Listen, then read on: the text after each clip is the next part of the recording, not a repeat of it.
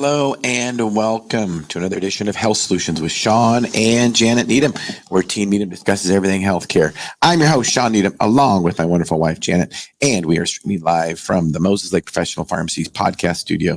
And we are super excited to have David Steinman on our show today. And he is going to be talking about toxins in children. He wrote a book about it. And David, welcome to our show. Hey, good afternoon. Yes. So welcome, and tell us a little bit about your history and how you ended up on our podcast. Oh, how do I encapsulate a history? 4 or 5 decades of working in chemical toxins. I was working in chemical toxins when it wasn't cool, when no one knew about it, when people couldn't talk about each other, to each other about what was causing their illness, when there was no internet, when we were all isolated. I wrote a book called Diet for a Poisoned Planet, which was a bestseller. And it was one of the first books to expose what was in our food supply, all the different chemicals and what they meant for our health. And we had so few studies. This was in the 90s, which seems like ancient times, and things have changed so much.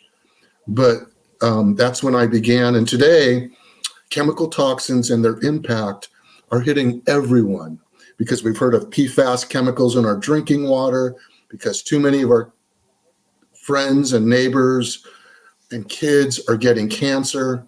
So I wrote my newest book, Raising Healthy Kids, Protecting Your Children from Hidden Chemical Toxins, which is as much for the parents' health and adult health as it is for kids' health, because really most of us are really just big kids when it comes to our health and physiology.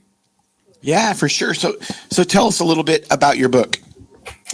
So Raising Healthy Kids is a black belt course in protecting yourself in the chemical toxin jungle.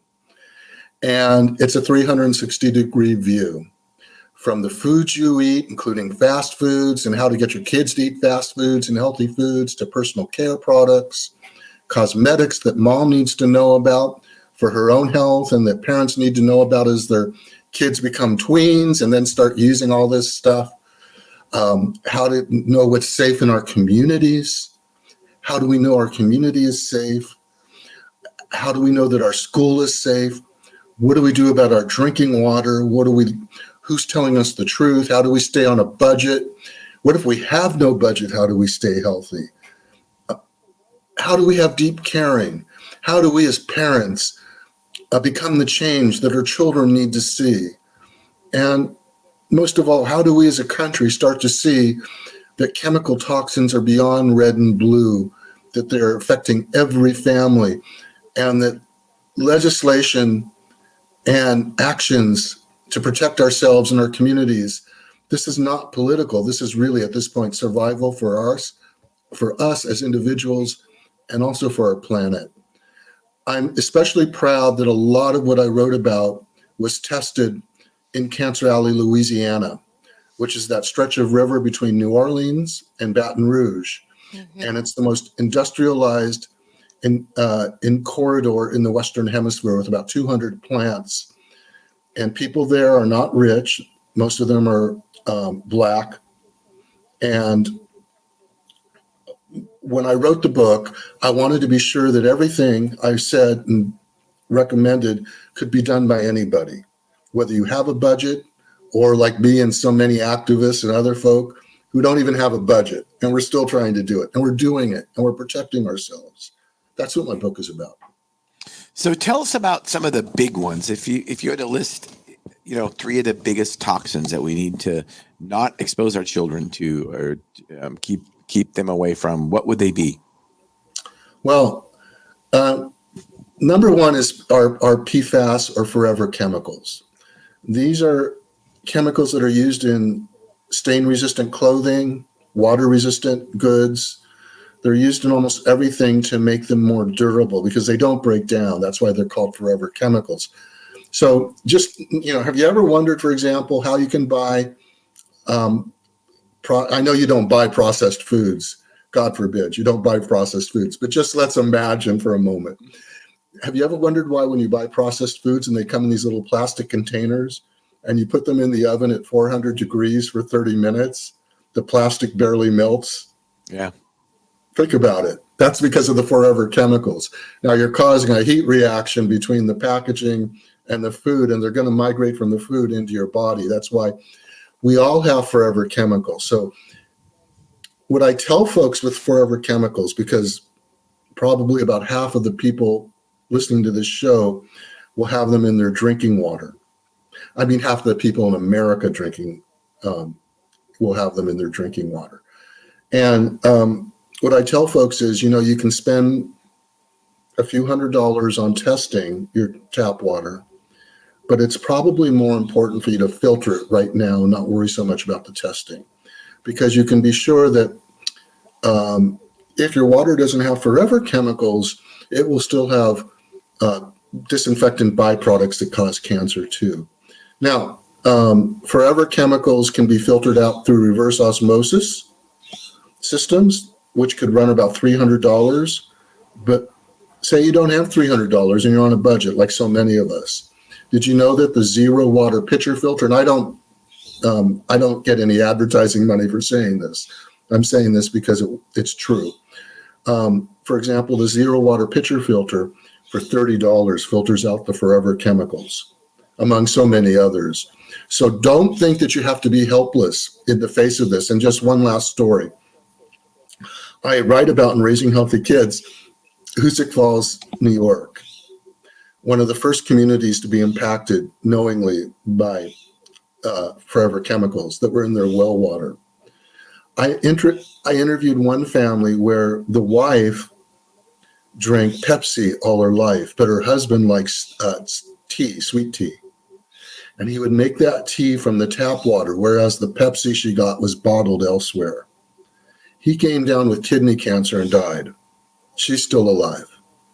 And when we were talking and we did the interview, this was for 30 years he drank that water. And then they discovered after 30 years that the wells in their town were contaminated. So the things we need to know could be so simple.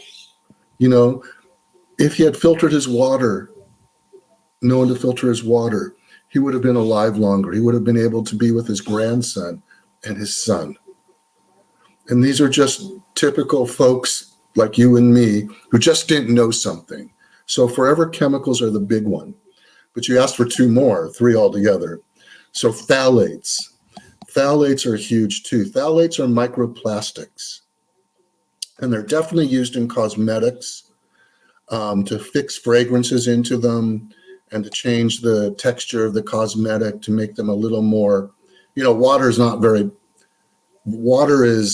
can be molded, but you know what water feels like. Cosmetics don't feel like water. They feel like different kinds of goops and gunk that's put together to make a more sinewy kind of fluid, and phthalates are part of that.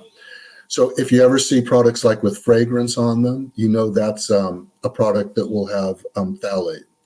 Now we've taken on companies. I'm the chief officer of the Healthy Living Foundation, and we've actually brought legal actions against companies for selling products with undisclosed phthalates.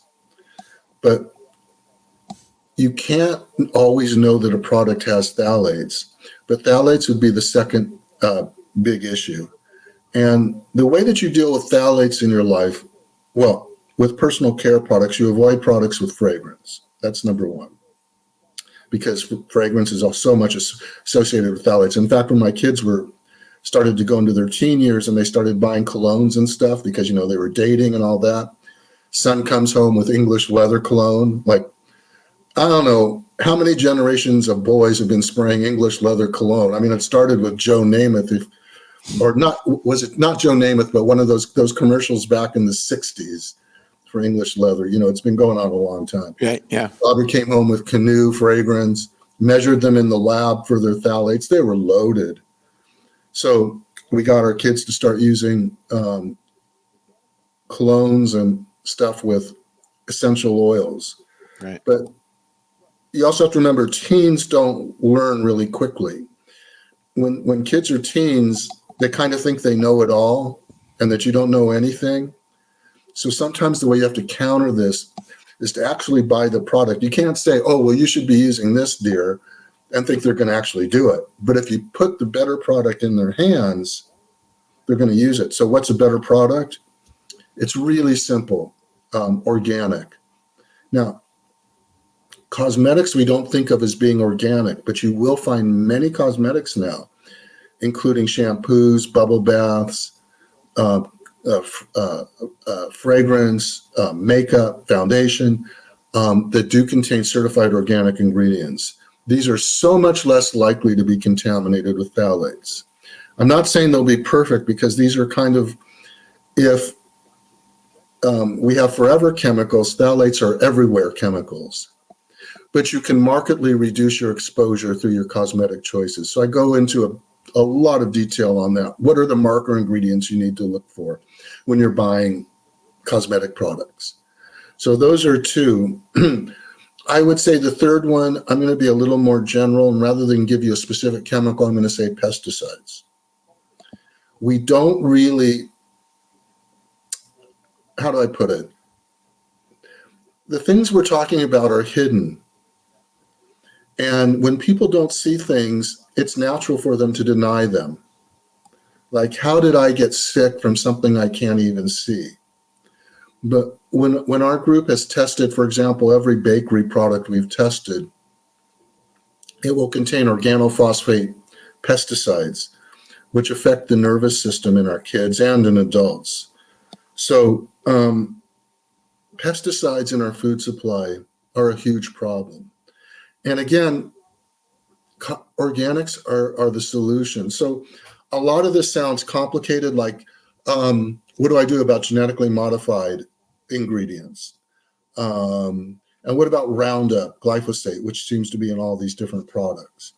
But if you keep the keyword organic in what you're doing, it's really a marker for a lot of different things that are going on in the consumer marketplace and for your health. Like, if you buy organic foods, they won't have genetically modified ingredients. If you buy organic foods, they won't have the food dyes. I could have listed food dyes, I suppose, as the third big one. Let's put them number 4 and give you a bone. Give it the list. Okay, thank you. It's true. Yeah. Because they can cause ADHD too. They can be cancerous. But if you buy organic, you're going to largely eliminate the pesticides, the food dyes, the phthalates, the dioxane, and other harmful ingredients, without always having to think about, did I eliminate them? Now, organics aren't perfect, and no one should think that, what I'm saying is like rose-colored glasses. I've actually looked at thousands of monitoring reports for organic foods, and they're so much cleaner. Plus, there was a study done in Washington State where kids were given organic foods in lieu of conventionally sourced foods. And the levels of those pesticides I was talking about, the organophosphates in their urine, disappeared completely from their urine. Now, that means kids are going to be better behaved, they're going to be smarter, and they're going to be healthier. You notice these things right away as a parent or as an adult who's making these changes. And that's because the human body responds almost immediately to changes in its environment. The messenger RNA is actually our radars, and they kind of detect what's going on inside the body or the environmental chemicals we're being exposed to. Messenger RNA communicates with DNA, which then modifies the genes or talks to the genes and tells which genes to start working and which ones not, and which ones to down-regulate and so on. So it looks, David, hold on just a second. It looks like we have a comment. Janet, you want to read that comment and who it's from? Oh, Michelle Collins just commented that she was guilty or is guilty of non-organic cosmetics. I don't know very many women that aren't. I didn't know there was such thing as organic. Well, you know what? This is a huge deal because I'm not trying to guilt anyone, by the way, right? Because we're all teaching each other. Right. But studies have shown, here's the bad news. Studies have shown that when mom uses too many cosmetics with phthalates in them prior to pregnancy, her child will lose 5 to 7 IQ points. Phthalates are endocrine disruptors, which means they interfere with testosterone production in the body, and they imitate the hormone estrogen.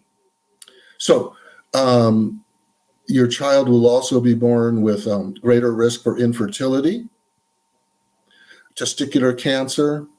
Their gender behavior may be modified more towards the feminine in boys, and could be hyperfeminized in girls as well, and they will be impacted as well with their fertility, their risk for breast cancer.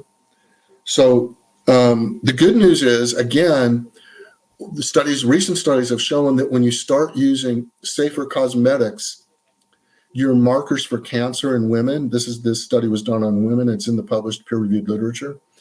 The study that was done on women showed their markers for breast cancer went way down after they stopped using cosmetics with so many phthalates and other harmful ingredients. Now, you say, well, what are cosmetics with that are organic? Actually, if you start to Google organic cosmetics or even go on Amazon, you'll find there's a whole category now of organic cosmetics.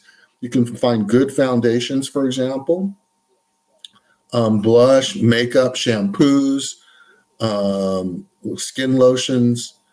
You can find great products now. And so I do want people to know that. And the other thing is, when you start using organic products, other published peer-reviewed studies show that your kids will have less diabetes, less obesity, lower risk for cancer. Mom's pregnancy will have fewer complications, and her kids will be at less risk for being born with genital malformations and other birth defects. And dad will have healthier and more sperm, all from an organic diet, all in published and peer-reviewed studies. Not that organic is perfect, it's just a big, significant move you can make towards increasing your own health span and your children. That's awesome. So when I interrupted you, and I apologize, David, we just like to get to our comments from our listeners and viewers. Sure. You were talking about messenger RNA and how it goes into DNA. Will you go back into that and kind of start from a little bit the beginning? So people often ask, well, how long does it take for these things to impact my health? And I tell them it happens right away. So I talked about those breast cancer markers that went down when women started using safer cosmetics. That's because the messenger RNA is picking this up right away.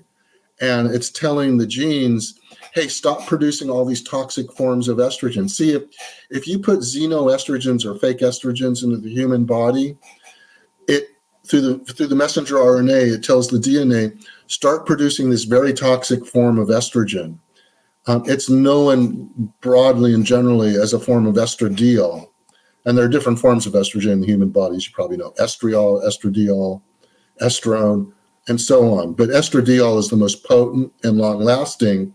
And then it can be even made more potent and long-lasting when you start smearing on your skin or ingesting foods with these endocrine disruptors. So I say the impact will be almost immediate. And so in other words, there's hope for everyone to be healthier. Well, and we shouldn't really be surprised about this, how the body reacts immediately, because Jen and I often talk about on our podcast and just in general that, we always hear about people say, well, I've got a genetic predisposition to have diabetes, or I've got a genetic cardiovascular disease runs in my family, so my genes are screwed, basically. But what I like to tell people is we can't change our genetics, but we can change the way our genes are expressed. And what you're talking about is environmental.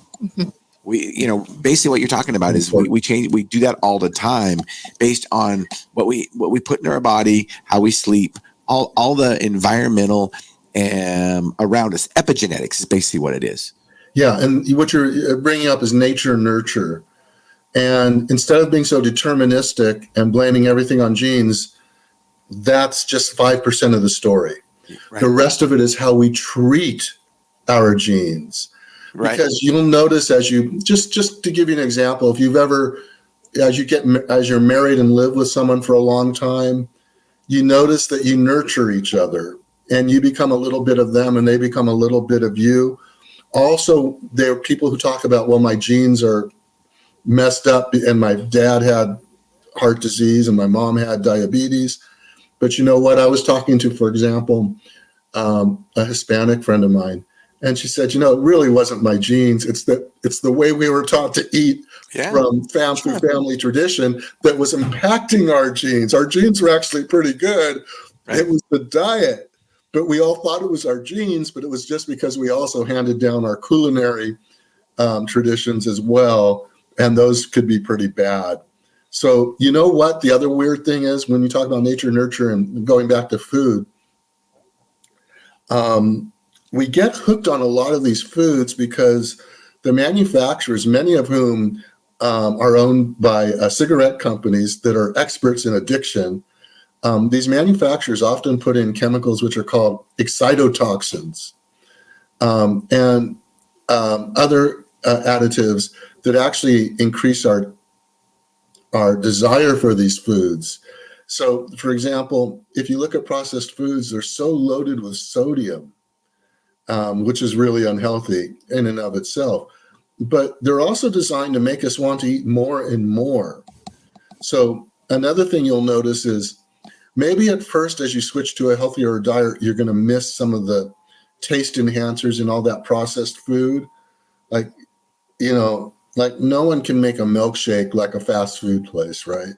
Right. You're just not going to be able to quite imitate it, but you can make a pretty good, darn good one at home that will start satisfying you and your kids, and they'll be able to make that transition. Sometimes it's a little rough though, because you're really jonesing for all those taste enhancers and the banquet fried chicken dinners and the cereals with the dyes and the soft drinks with their terrible sugar additives. And one thing to know, since so many people are addicted to diet drinks, is stevia is now being used abundantly for if you are addicted to like Diet Pepsi. Find the brands that have stevia as the sweetener and stay away from the aspartame. Again, it's nature nurture, and if you use that aspartame tainted soft drink, it's going to not only impact your gene health or your epigenetics, but your microbiome, the beneficial bacteria in your gut, which also signal to your genes how to function. So again, you really do want to, you're talking about nature nurture, and a lot of times, as I mentioned, it's 90% nurture, especially as you get older. Well, and one thing I want to mention is that, it's about the taste. I will tell you this. I used to crave all kinds of junk food before I changed my diet 12 years ago or so. But our bodies are meant to eat good food. We are created to eat good food. So, I crave ribeye steak now. I crave, depending on how much I've exercised for the day, I might crave fruit. Sometimes I'll crave an apple or banana. If I've had a long bike ride, I'll crave that kind of stuff. You got to listen to your body. I crave yogurt, Greek yogurt with berries on it now. It tastes great.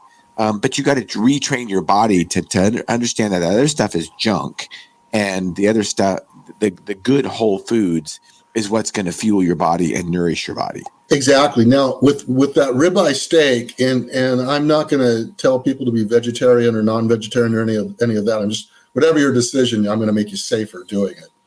But and I want folks to know listening, there's a good reason now to buy either organic or grass-fed meat products, and that's because cattle in North America are also implanted with hormones, both estrogen and testosterone, and also progesterone. And these show up in the final cuts, whereas grass-fed beef doesn't get implanted with hormones. And that's a big advantage, because one of the other things that I write about in Raising Healthy Kids, my new book, is that puberty for our daughters is coming at earlier and earlier ages. Mhm. Why is that? Because they're being fed so many meat products now that are just loaded with hormones. And again, the body is exquisitely sensitive to these tiny hormones that you can measure in the parts per billion and trillion. And girls react to it. Boys do too. Polycystic ovarian disease, P syndrome is just one example. Infertility is another big example. So, crave that ribeye, try to make it grass-fed or organic, and it'll be an even healthier craving. Absolutely. Janet, you had a Well, comment. I got a comment about the animals. I also think I come from a ranch and farming background, and it's more humane as far as I'm concerned, because if you know the rancher and you know how they treat their animals and how they're raised, I mean, personally, I feel that that's really important, and it also tastes better. I can't get past what the flavor is at the store, and I think that comes down to also we train our palate a little bit too over time as to how our fruits and vegetables are raised or picked. I mean, I'm kind of fussy too. Like, I like beets, but I don't like beets that are huge. I like them small. So, you have to realize that food sometimes either has been overgrown or it hasn't been picked correctly. And so, over time, you kind of start honing into that. And I do believe that the organic industry is kind of pushing that a little bit more, because not everything is perfectly sized, right? I mean, you're going to see fruits and vegetables that don't look perfect, but that's how it comes out of the garden. It doesn't come out of the garden.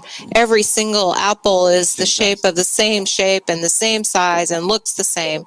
I mean, we have this strange idea that all of our stuff should be just this perfect thing, but that's not how it's made. I mean, that's not organic in my brain. I mean, and that being said, I mean, I feel like too that you lose the quality of the nutrients when you massively produce something and make it huger than what it was intended to be by nature. Oh yeah, we have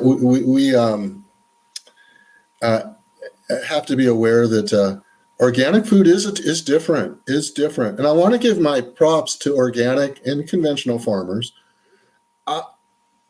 It is difficult to grow food, and America depends on its farmers. And if you've ever tried to grow strawberries, which maybe you have, where you are, it's a little easier. It ain't easy. Because the little bugs come in the morning, and then the little bugs come, and then in the morning you wake up and you say, "Oh no, who ate this little strawberry of mine?" So you got to give organic farmers their props for being able to grow so much produce already. The other thing that's really interesting about what you're saying is we created this movement.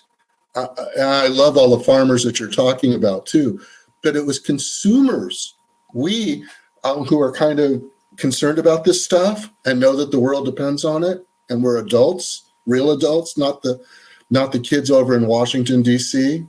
or in our state capitals. Right. We know that we created the organic market. It's not like in the late 90s, the federal government came down and said, "Oh, you know what, people, we're going to give you the organic seal."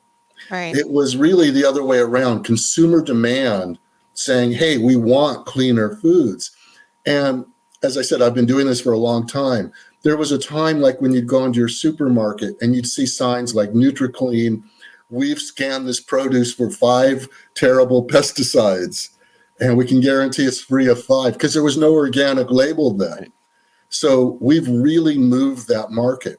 And not only is it helping to preserve family farms, and there's also something called community sustainable agriculture, which is where you can sign up locally to support your local farms. And it's such a good connection for the kids. You can also go to farmers markets. Take your kids to farmers markets when they're young and let them talk to the growers and hear how they grow their crops, because this connects our kids to the whole system. But it was we who created this market, and it's making a huge difference. In my book, I tell the story of Salinas, California, which is the salad bowl of America. We grow strawberries, and lettuce there. And all the schools are carved out of farm fields, for example. And when I would go there in the early 2000s, most of the fields were being sprayed with those organophosphate pesticides. And when I returned to write my book during the pandemic, the same fields were now organic. So where you had a school surrounded by fields being sprayed by organophosphate pesticides, kids playing in the playground, and the lettuce right on the other side of the chain link fence with all the chemicals, now it was all organic. And how did these differences happen? Well, I called one of the teachers at the school that I knew. He said, it's because of consumers like you and others who are buying all those organic strawberries and all that organic lettuce. So when we do make those kinds of moves in our own life, we're really having a huge impact on our friends and neighbors in towns where we may not even really know the folks, but we really are helping them. Absolutely. I agree 100%. And consumers drive markets everywhere, not just the food industry, but in the healthcare industry. Consumers and free markets is what really makes humans thrive. So people need to know that, you basically vote with your pocketbook. Don't support big food. Don't support processed food. Don't support the fast food places. Don't go there. And, they will either change their ways or go out of business. And, I don't think consumers realize how powerful they really are. So, David, as we wrap this podcast up, what do you have a passion for? Oh, what I'm doing right now is my passion, because you know why? The world depends on it. The survival of our planet depends on it. The products we buy today are often contaminated with the chemicals of global warming, which I now call global boiling. And just for example, I'm trying to get people not to buy so much plastic. Like, don't buy that plastic bottled water anymore, folks. Do filter your water, because all that plastic is being manufactured. I mentioned Cancer Alley. That's where it's being manufactured. And this is where the tires hit the road, because when you buy these products like plastic bottled water, those bottles are being made from petrochemicals that are also part of global warming or global boiling.